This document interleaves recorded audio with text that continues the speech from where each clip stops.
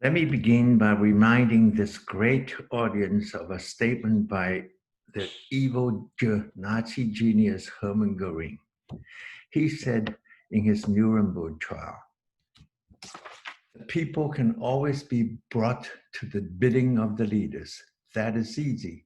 All you have to do is to tell them they are being attacked and denounce the pacifists for lack of patriotism and exposing the country to danger. It works the same way in any nation," end quote. Might it work that way even today? Next, I'll share with you a brief history of wars between nations in their duels to be the top dog. That is, fights between the reigning power and the rising power. Starting from 5th century BC, Sparta and Athens fought to be the top dog to their mutual ruins. Thucydides, a general and a historian, witnessed it. He recorded that war to warn posterity. From 1400 to 1900, 16 such conflicts rose, and 12 ended in wars. The combatants all thought earnestly they fought for posterity, but Habsburg, a three-time contestant in those 12 wars, is a nation no more. In recent history, France and Germany fought each other for eons to be the top dog in Europe. They both got weaker as the US rose, but hooray! France and Germany learned. They together formed the European Union.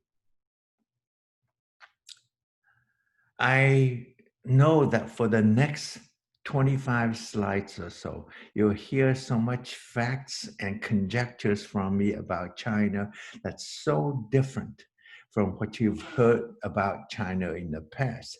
So I'll have to do something extraordinary to at least win your patience to listen. For that, I'll declare formally that one, I don't have properties, investments, close relatives in China. I don't receive a penny from China.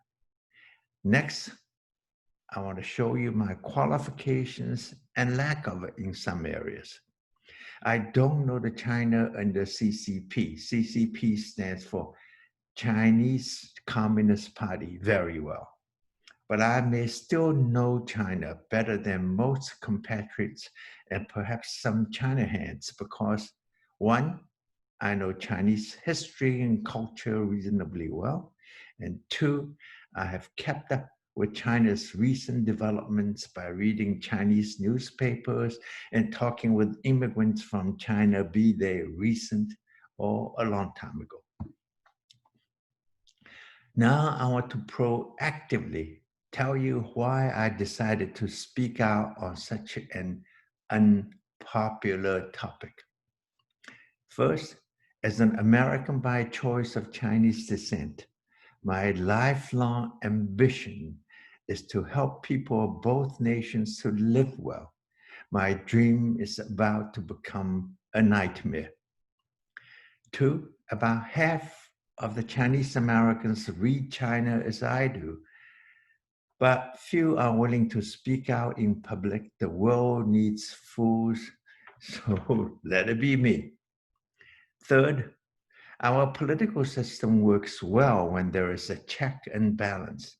But on the topic of communist China, a check doesn't exist because communism and China are both dirty words to most Americans these days. So reporters and China hands wrote articles to fit into our bigotry to the detriment of our nation.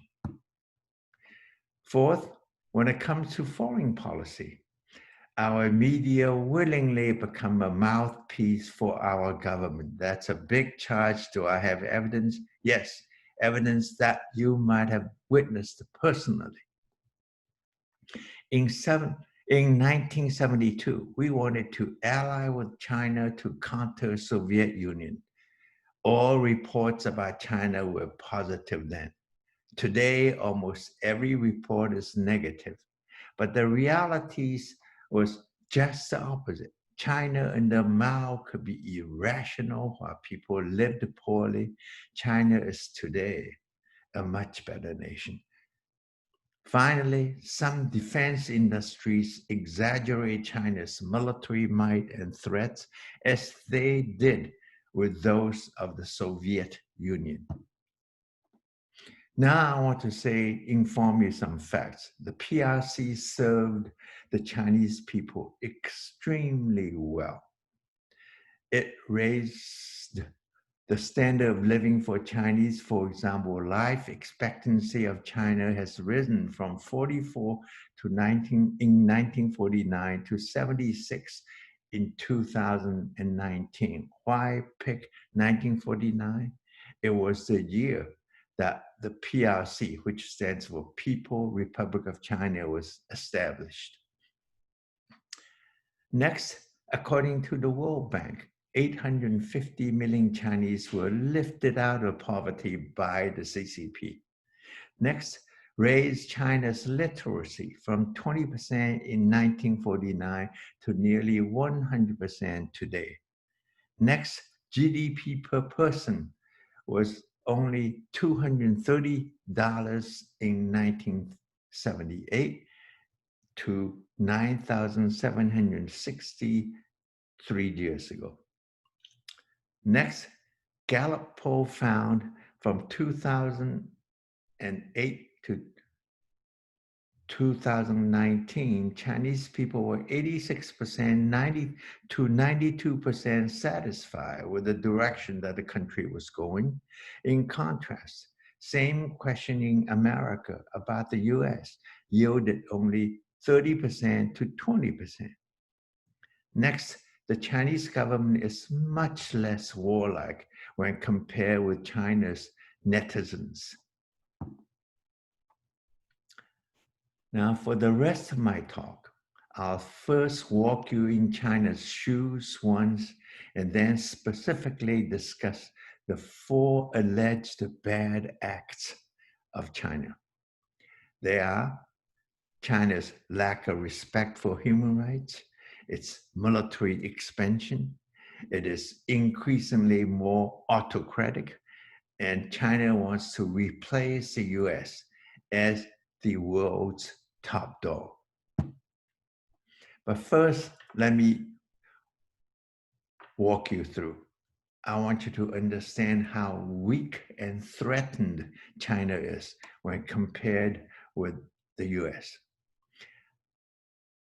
USA is uniquely safe from the threat of foreign powers. The US is protected on the east and west coast by oceans. It faces no military threat from its neighbors, Canada and Mexico. No hostile foreign powers to foreign troops are anywhere near the US borders. Now let's look at China's national security considerations in 3 segments: A, B, and C.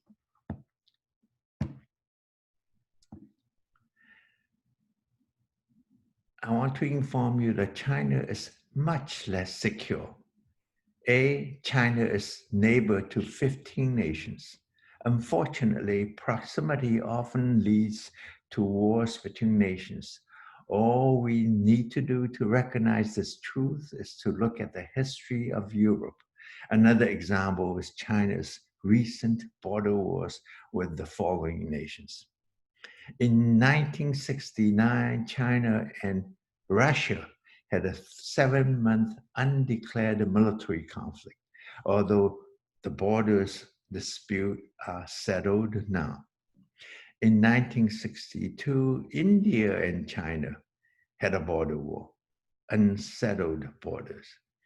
In 1979, Vietnam and China had a border war, unsettled borders. North Korea is a neighbor of China, but it is very volatile. Japan is very close by. Japan is as an aggressive nation. only about 1,000 miles from Beijing, China's capital. Japan aggressed upon and occupied the richest parts of China for 8 years until 1945. B. Foreign troops are stationed very close to China. 150,000 Russian troops are next to Chinese borders. Their distance to Beijing is about 800 miles. 23,000 US soldiers stationed in South Korea, 600 miles from Beijing.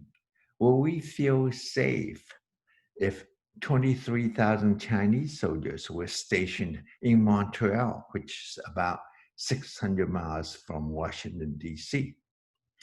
Another 50,000 US soldiers are stationed in Okinawa, 800 miles from Beijing. Will we feel safe if 50,000 Russian soldiers were stationed in Havana, Cuba?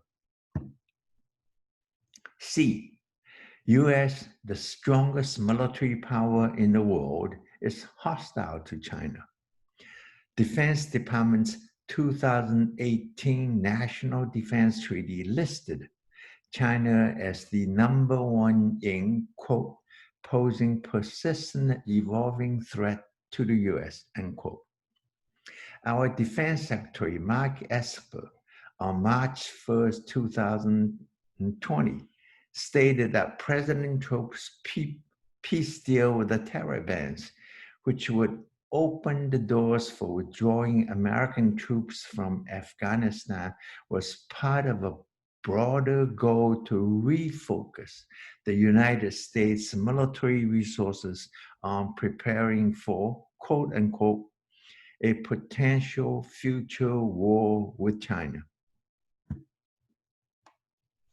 D is about China's unique domestic considerations. As you know, every government is constrained by its domestic politics. First, China's national memory is its humiliation in the hands of the Western powers and Japan for about 100 years.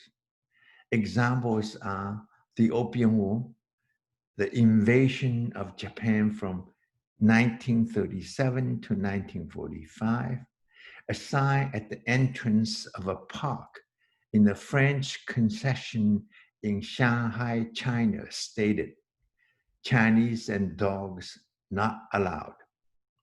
As a result, most Chinese will rather prefer having an autocratic government that will protect China from further humiliation so long as they are living reasonably well. Now, that's my conjecture, not a fact. 2, Chinese people's view of the worth of democracy. In Asia, there are only 2 nations with long traditions of democracy, India and the Philippines. Neither is seen by an average Chinese as a good model for China. Third, Chinese people's belief in human nature.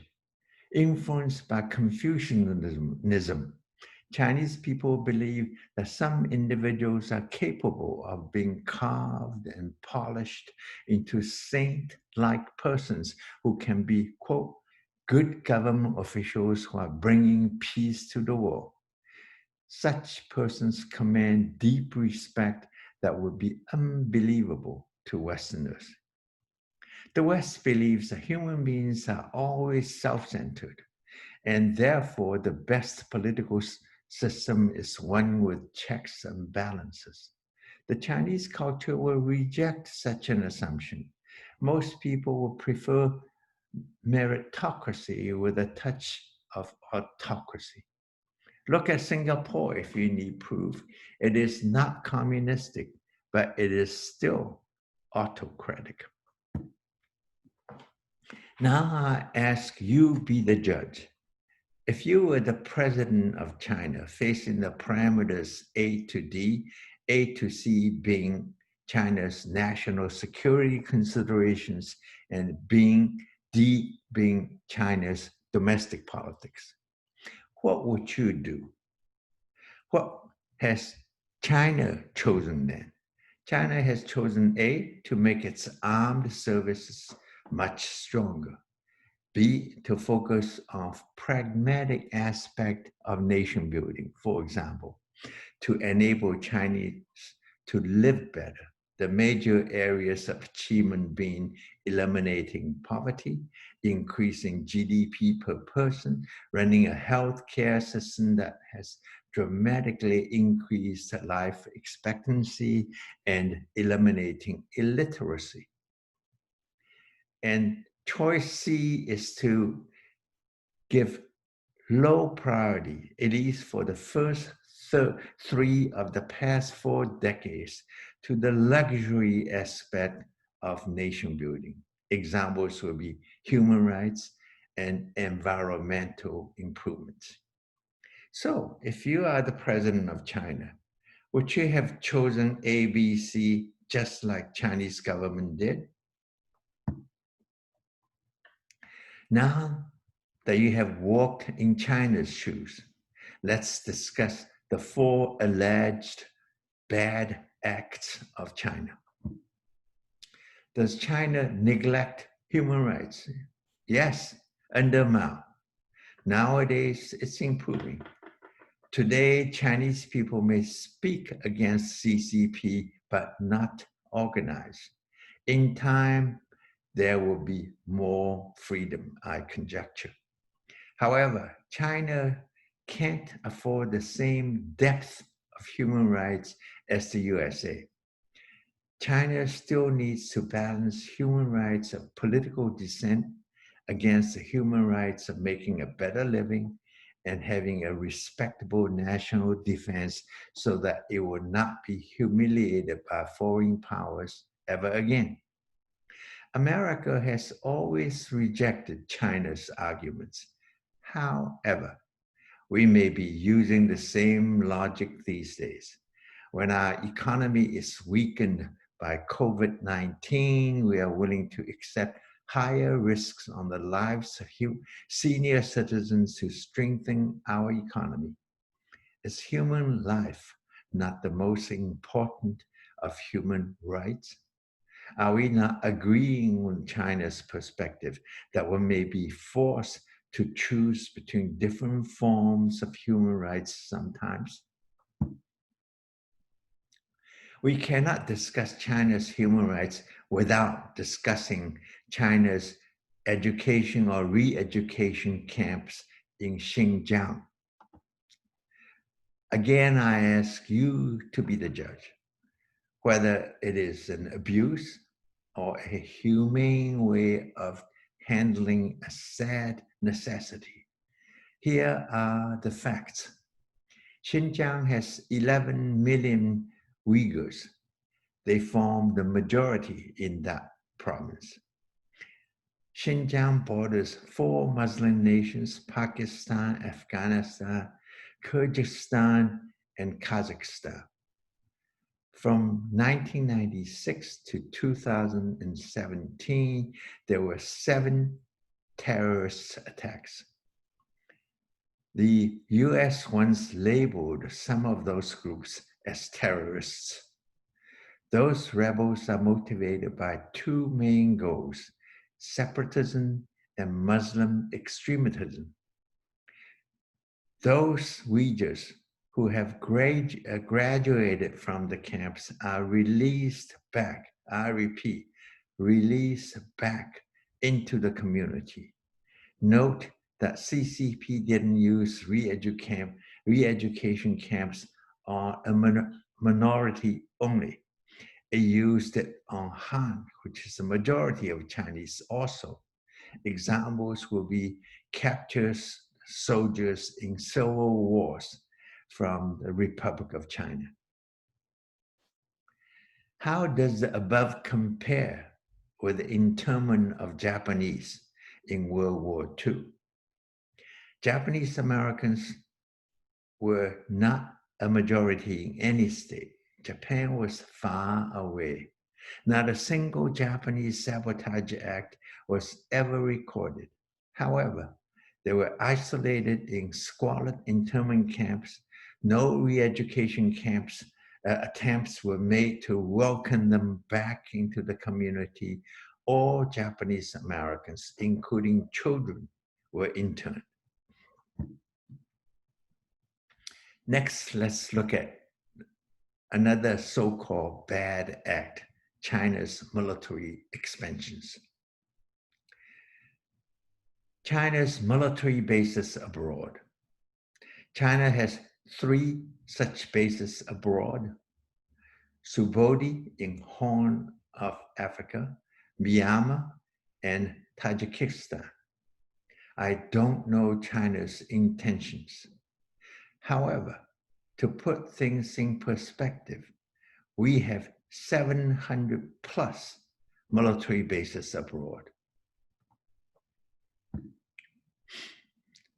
Next, we got to discuss the newest of the so-called Chinese military aggressions in South China Sea.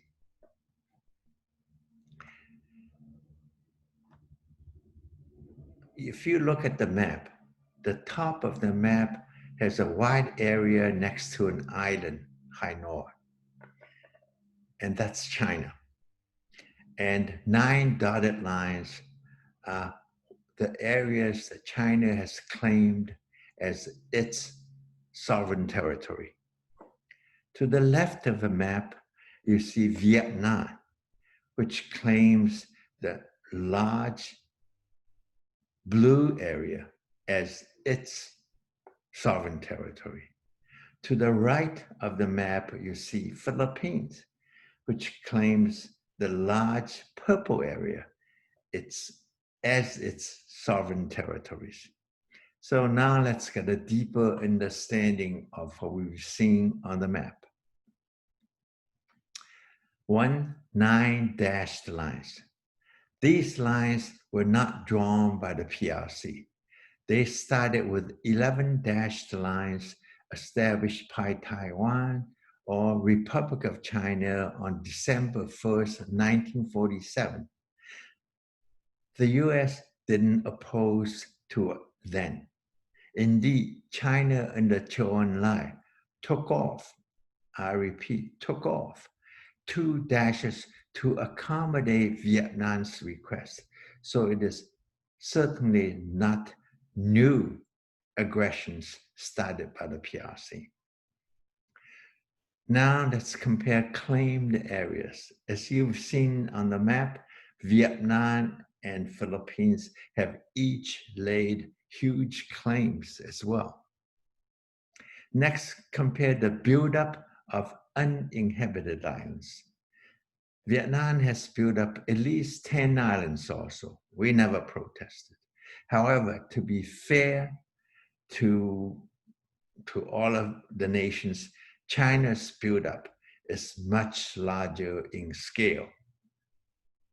Next, compare the first line of defense for the US and China. Distance between Hawaii and California, our mainland, is 2,500 miles. Distance between those islands and China is 500 miles. That is, China has a very short first line of defense even with those islands. Next, I want to report that the dispute between Philippines and China you've heard so much about has been settled. The 2 nations agreed on maintaining status quo over all disputed areas. Next, recall that island's name is South China Sea. Historically, Japan, Indonesia, Malaysia, and Philippines have for centuries referred to it as the South China Sea. Does the name imply some things? However, to be fair to Vietnam, Vietnam never called it South China Sea. Has China become more autocratic recently? First, Chinese history tells CCP that no foreign power can defeat it unless China has domestic chaos. So PRC is very sensitive to situations which might fan domestic dissent.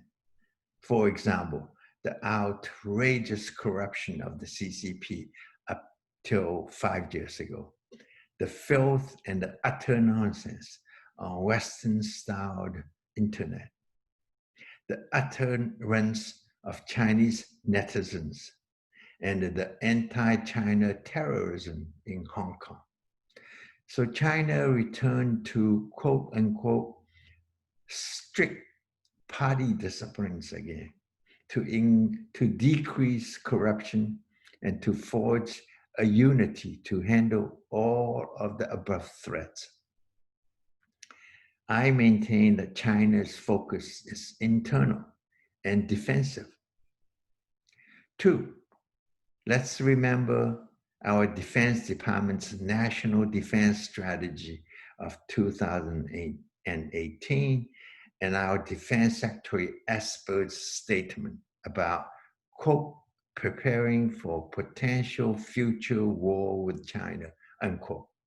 These documents and statements greatly alarmed PRC. It's becoming more autocratic to ensure domestic stability in order to face a possible war common among nations. Yes, the US had our Wartime Act of 1941 in World War II and the Patriot Act after 9/11. Next, we'll discuss whether China wants to replace the US as the top dog. My conjecture is no.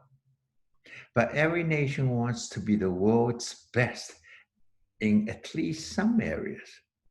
The key question is whether the intention is to beat down the US or to satisfy a basic human drive to better themselves in order to contribute more to mankind. Thus far, China's intention seems to point to the latter. Examples are China's One Belt, One Road, and Huawei's 5th generation technology. We shouldn't be afraid of China. However, we should be deeply worried about the domestic shackles on our progress. Examples will be our partisan gridlock in DC, a weak educational system, lack of domestic scientists and engineers, and aging infrastructure, and a short-sighted foreign policy, which uses our top dog military prowess to knock other nations down. The last 2 slides about my hopes and fears regarding US-China relations. My fears are, 1, Thucydides' trap is about to spring between the US, my chosen nation, and China, the country of my birth. 2, the Trump administration is unique in preferring conflicts, whether domestic or foreign. In foreign policies, in 2019, we backed out of the Intermediate Range Nuclear Force Treaty. The same year, we threatened to withdraw from the Arms Trade Treaty. A few days ago, we declared to back out of the Open Sky Treaty, and the next day, we considered to restart nuclear explosion tests. And let's not forget what our Defense Secretary expert said, preparing for potential future war with China. In the last slide, I want to be positive and state my hope. I profoundly hope that people of both nations will remember Hermann Goering's statement that people can always be brought to the bidding of the leaders. That is easy. All we have to do is to tell them that they are being attacked.